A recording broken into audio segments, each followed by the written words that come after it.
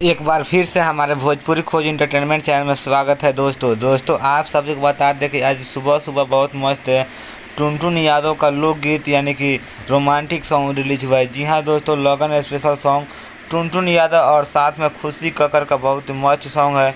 और दोस्तों आप सभी को बता दें, जिस गाने को गाए हैं टुनटुन यादव और खुशी कक्कर, और जिसमें मॉडल एक्टर का काम किया है खेसारी लाल यादव का टैटू वाली फैन सौम्या पोखरेल। और दोस्तों आप सभी को बता दो, गीत को लिखे हैं अखिलेश कश्यप, मुकेश यादव, संगीत है विकास यादव का। जी हाँ दोस्तों, वीडियो डायरेक्टर है मनोज बारूद। तो जी हाँ दोस्तों, आप सभी बता दें बहुत ही मस्त सॉन्ग है। तो आप लोग जाइए अन्नपूर्णा फिल्म्स पर और ढेर सारा प्यार दीजिए। एल्बम का नाम है साड़ी पर खेसारी। जी हाँ दोस्तों, साड़ी पर खेसारी बहुत ही मस्त सॉन्ग है। तो दोस्तों आप लोग ढेर सारा प्यार दीजिए टुनटुन यादव को और साथ में खुशी कक्कर को, और साथ में इस गाने को जितना लोग वीडियो में काम किया है सारे टीमों को एक बराबर प्यार दीजिए।